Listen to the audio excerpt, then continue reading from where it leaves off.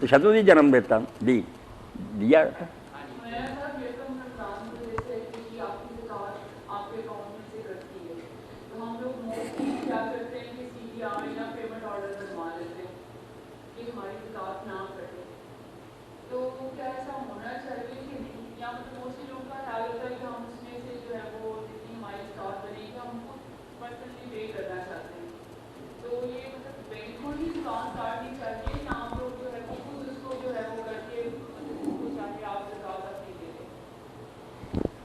میری بچی